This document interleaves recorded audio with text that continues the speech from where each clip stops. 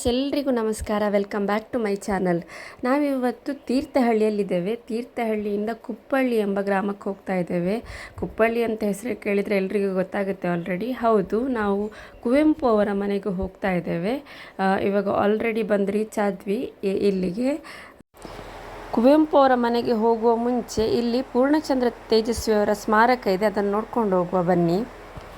ನಾನು ನಿಮಗೆ ಈಗ ಹೊರಗಡೆಯಿಂದ ತೋರಿಸ್ತಾ ಇರೋದು ನೋಡಿ ಯಾವ ರೀತಿ ಇದೆ ಇಲ್ಲಿಂದ. ಅಲ್ಲಿ ಕಲ್ಲಿದು ಕಂಬ ಕಾಣ್ತದಲ್ಲ, ಸುತ್ತ ಅದರ ನಡುವಲ್ಲೇ ಸ್ಮಾರಕ ಇರೋದು ಪೂರ್ಣಚಂದ್ರ ತೇಜಸ್ವಿ ಅವ್ರದ್ದು. ಬನ್ನಿ ಇವಾಗ ಒಳಗಡೆ ಹೋಗುವ. ಇಲ್ಲಿ ಟೋಟಲ್ ಒಟ್ಟಿಗೆ 3 ದಾರಿ ಇದೆ. ಒಂದು ನಾವು ಬಂದದ್ದು ದಾರಿ, ಅದರಲ್ಲೇ ಮುಂದೆ ಹೋದರೆ ನಾವು ಕವಿ ಮನೆಗೆ ಹೋಗ್ಬೋದು, ಕುವೆಂಪು ಅವರ ಮನೆಗೆ. ಅದೇ ರೀತಿ ಇಲ್ಲಿ ನಡುವಲ್ಲಿ ಒಂದು ಕವಿಶೈಲಕ್ಕೆ ದಾರಿ ಇದೆ ನೋಡಿ, ಇಲ್ಲಿ ಕಾಣಿಸ್ತಾ ಇದೆಯಲ್ಲ, ಅದರಲ್ಲಿ ಹೋದರೆ ನಾವು ಕವಿಶೈಲಕ್ಕೆ ಹೋಗ್ಬೋದು. ಇವಾಗ ಅಲ್ಲಿಗೂ ಹೋಗುವ. ಅದಕ್ಕಿಂತ ಮುಂಚೆ ನಾನಿಲ್ಲಿ ಸ್ಮಾರಕವನ್ನು ತೋರಿಸ್ತೇನೆ. ನಾವು ಹೋಗಬೇಕಾದ್ರೆ ಸ್ವಲ್ಪ ಮಳೆ ಬರ್ತಾ ಇತ್ತು ಲೈಟಾಗಿ.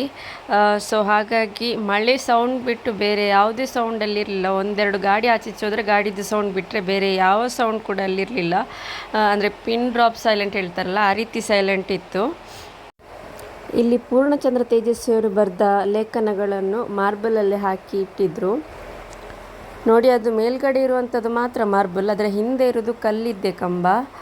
ಸೊ ಮುಂಚೆ ಎಲ್ಲ ಅದೇ ರೀತಿ, ಅಂದರೆ ಕಲ್ಲಿದ್ದು ಕಂಬದಲ್ಲೇ ಎಲ್ಲ ಮಾಡ್ತಾಯಿದ್ರು. ಅದು ಗಟ್ಟಿ ಕೂಡ ಬರುತ್ತೆ ತುಂಬ ನೋಡಿ. ಇದು ಓವರ್ ಆಲ್ ವ್ಯೂ ಈ ರೀತಿ ಇದೆ ಇಲ್ಲಿಂದ. ಇದು ಎಂಟ್ರೆನ್ಸ್ನ ನಾನು ತೋರಿಸ್ತಾ ಇರೋದು.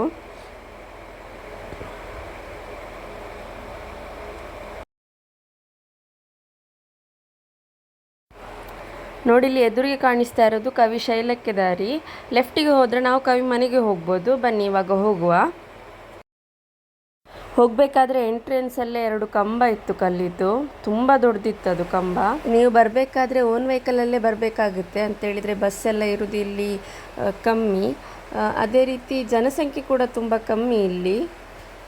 ದೂರ ದೂರ ಒಂದೊಂದು ಮನೆ ನಮಗೆ ನೋಡಲಿಕ್ಕೆ ಸಿಗುತ್ತೆ ಇಲ್ಲಿ.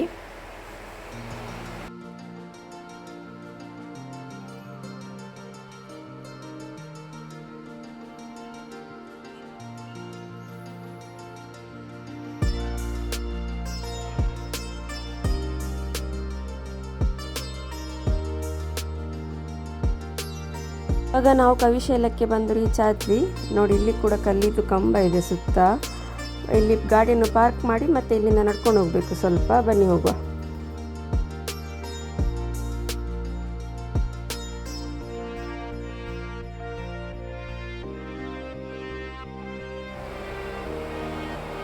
ನೋಡಿ, ಇಲ್ಲಿ ಗಾಡಿಯನ್ನು ಪಾರ್ಕ್ ಮಾಡಿ ಇವಾಗ ನಡ್ಕೊಂಡು ಹೋಗ್ತಾ ಇದ್ದೇವೆ. ಇಲ್ಲಿ ಅಡ್ಡ ಇಟ್ಟಿದ್ದಾರೆ ನೋಡಿ, ಇದಕ್ಕಿಂತ ಆಚೆ ನಾವು ಗಾಡಿ ತಗೊಂಡು ಹೋಗಾಗಿಲ್ಲ.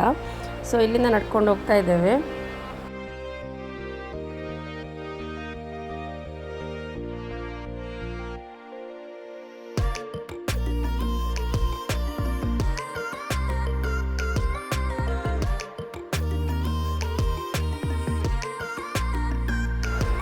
ನೋಡಿ, ಇಲ್ಲಿ ಕೂಡ ಎಂಟ್ರೆನ್ಸಲ್ಲಿ ಕಲ್ಲಿದ್ದು ಕಂಬ ಹಾಕಿದ್ದಾರೆ. ಮೇಲ್ಗಡೆ ನೋಡಿ ಯಾವ ರೀತಿ ಕಂಬ ಇಟ್ಟಿದ್ದಾರೆ ಅಂತೇಳಿ.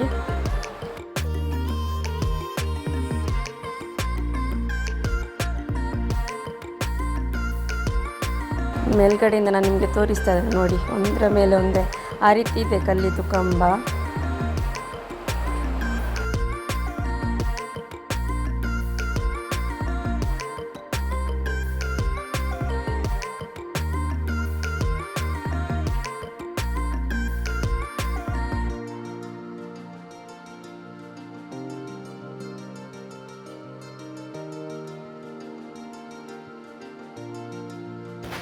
ನೋಡಿ, ಇಲ್ಲಿಂದ ನಾನು ಒಂದ್ಸಲ ವ್ಯೂ ತೋರಿಸ್ತೇನೆ ಯಾವ ರೀತಿ ಇದೆ ಅಂತೇಳಿ. ನೋಡಿ, ತುಂಬ ಚೆನ್ನಾಗಿದೆ ಇಲ್ಲಿಂದ ವ್ಯೂ.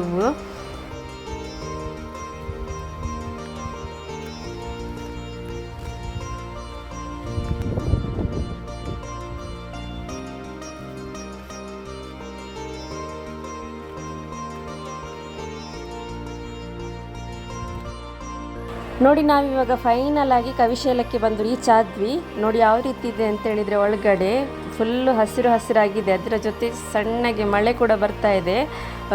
ತುಂಬ ಖುಷಿ ಆಗ್ತದೆ ಇಲ್ಲಿ ಬಂದು ನಿಂತ್ಕೊಳ್ಳಲಿಕ್ಕೆ.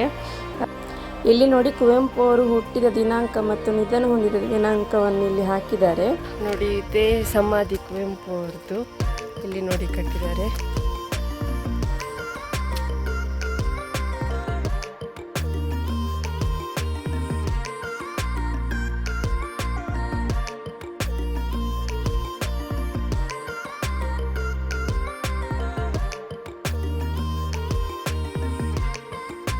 ಇಲ್ಲ ಅಂದರೆ ವೀಕೆಂಡ್ಸಲ್ಲಿ ಸ್ವಲ್ಪ ಜನ ಇರ್ತಾರೆ.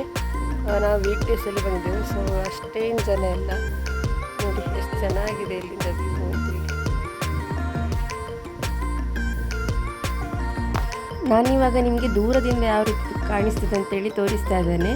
ಇಲ್ಲಿ ಕೂಡ ಸೈಡಲ್ಲಿ ಎಲ್ಲ ಕಡೆ ಕಂಬ ಇದೆ, ನಡುವಲ್ಲಿ ಕವಿಯವ್ರದ್ದು ಸಮಾಧಿ ಇದೆ. ಇಲ್ಲಿ ಹತ್ತಿರದಲ್ಲಿ ಕುವೆಂಪು ಅವರು ಧ್ಯಾನ ಮಾಡ್ತಿದ್ದ ಜಾಗ ಕೂಡ ಇದೆ. ಬನ್ನಿ ಹೋಗುವ ಅಲ್ಲಿಗೆ.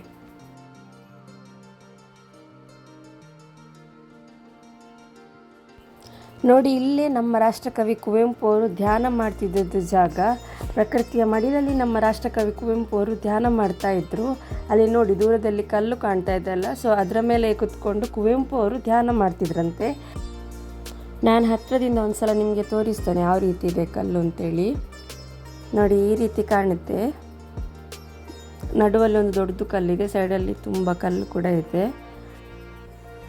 ನೋಡಿ, ಇದೇ ಜಾಗ ನಮ್ಮ ರಾಷ್ಟ್ರಕವಿ ಕುವೆಂಪು ಅವರು ಕೂತ್ಕೊಂಡು ಧ್ಯಾನ ಮಾಡ್ತಿದ್ದದ್ದು ಜಾಗ. ಇಲ್ಲಿಂದ ವ್ಯೂ ಅಂತೂ ತುಂಬ ಚೆನ್ನಾಗಿದೆ. ನಮ್ಮ ಪ್ರಕೃತಿಯ ವ್ಯೂ ನೋಡಲಿಕ್ಕಂತೂ ಎರಡು ಕಣ್ಣು ಸಾಲದು, ಅಷ್ಟು ಚೆಂದ ಇದೆ ಇಲ್ಲಿಂದ ವ್ಯೂ. ಇದೇ ಜಾಗದಲ್ಲಿ ನಮ್ಮ ರಾಷ್ಟ್ರಕವಿ ಕುವೆಂಪು ಅವರು ಧ್ಯಾನ ಮಾಡ್ತಾಯಿದ್ರು.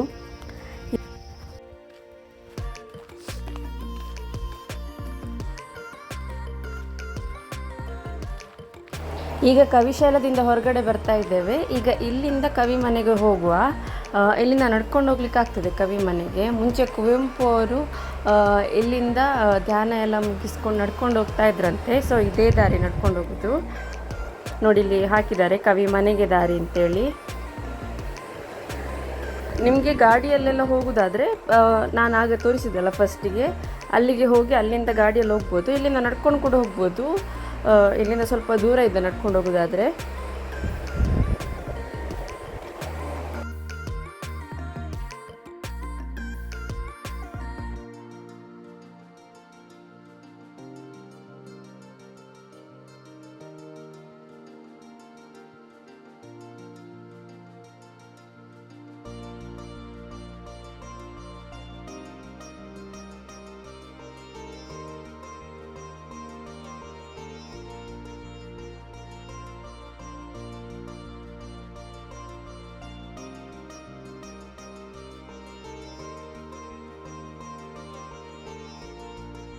ನಾವಿವಾಗ ಗಾಡಿಯಲ್ಲಿ ಹೋಗ್ತಾ ಇದ್ದೇವೆ.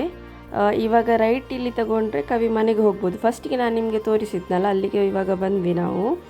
ಇಲ್ಲಿಂದ ರೈಟ್ ತಗೊಂಡ್ರೆ ನಾವು ಇವಾಗ ಕವಿ ಮನೆಗೆ ಹೋಗ್ಬೋದು. ಬನ್ನಿ ಹೋಗುವ.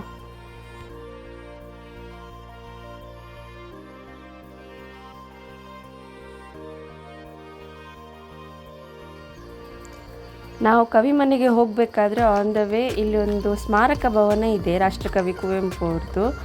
ಸೊ ಅದನ್ನು ನೋಡುವ ಅಂತೇಳಿ ಬಂದ್ವಿ. ನಾನೀಗ ನಿಮಗೆ ಹೊರಗಡೆಯಿಂದ ಯಾವ ರೀತಿ ಇದೆ ಅಂತೇಳಿ ತೋರಿಸ್ತೇನೆ.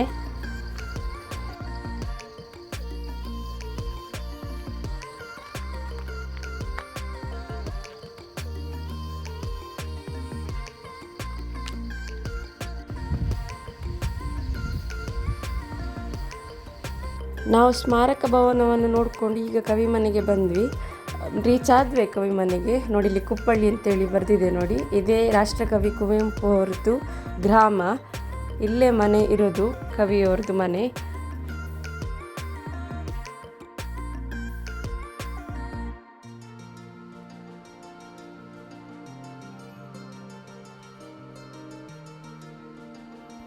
ನೋಡಿ, ಫೈನಲ್ ಆಗಿ ನಾವು ಇವಾಗ ಕುವೆಂಪು ಅವ್ರದ್ದು ಮನೆ ಮುಂದೆ ಬಂದು ನಿಂತಿದ್ದೇವೆ. ನಮ್ಮ ರಾಷ್ಟ್ರಕವಿ ಕುವೆಂಪು ಅವರು ಬಾಲ್ಯದಲ್ಲಿರುವಾಗ ಹುಟ್ಟಿ ಬೆಳೆದ ಮನೆ ಇದು. ಬನ್ನಿ ಇವಾಗ ಒಳಗಡೆ ಹೋಗುವ. ಇಲ್ಲಿ ಪಾರ್ಕಿಂಗ್ ವ್ಯವಸ್ಥೆ ಕೂಡ ಉಂಟು. ನೀವು ಗಾಡಿ ತಂದರೆ ಇಲ್ಲಿ ನಿಲ್ಲಿಸಲಿಕ್ಕೆ ಜಾಗ ಕೂಡ ಇದೆ.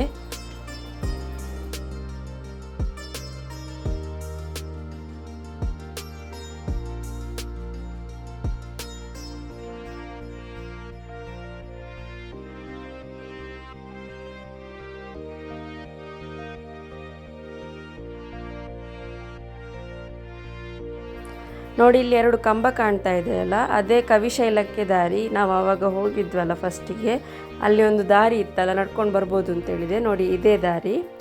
ಅದರಲ್ಲಿ ನಡ್ಕೊಂಡು ಬಂದರೆ ಇಲ್ಲಿಗೆ ಬಂದು ರೀಚ್ ಆಗ್ತೇವೆ. ಇದು ನಾವು ಬಂದದ್ದು ದಾರಿ. ಇಲ್ಲಿ ಟಾಯ್ಲೆಟ್ ಫೆಸಿಲಿಟಿ ಕೂಡ ಉಂಟು ಬಂದವರಿಗೆ. ಅದು ಓಲ್ಡ್ ಬಿಲ್ಡಿಂಗ್ ಇತ್ತಲ್ಲ, ಸೊ ಅಲ್ಲೇ ಇದೆ.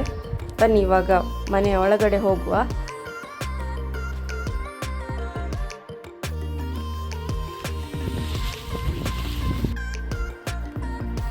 ನೋಡಿ, ಇದು ಮನೆಯ ಬಲಭಾಗದಲ್ಲಿ ಇಲ್ಲಿ ಒಂದು ಸ್ಟೇಜ್ ಇದೆ, ಅಂದರೆ ಫಂಕ್ಷನ್ಸ್ ಎಲ್ಲ ಆಗುವಂಥದ್ದು ಸ್ಟೇಜ್ ಇದೆ ಇಲ್ಲಿ. ಹೊರಗಡೆ ಎಲ್ಲ ಕಡೆ ಗಿಡ ಮರ ಎಲ್ಲ ಪ್ರಕೃತಿಯ ಮಡಿಲಲ್ಲಿ ಈ ಮನೆ ಇದೆ. ನೋಡಿ ಮನೆ ಎಷ್ಟು ದೊಡ್ಡದಾಗಿದೆ. ಮನೆಯ ಒಳಗಡೆ ವಿಡಿಯೋ ಎಲ್ಲ ಇರುವುದಿಲ್ಲ, ಸೊ ಮನೆಯ ಹೊರಗಡೆ ಯಾವ ರೀತಿ ಇದೆ ಅಂತೇಳಿ ನಾನು ನಿಮಗೆ ಒಂದು ಸಲ ತೋರಿಸ್ತೇನೆ.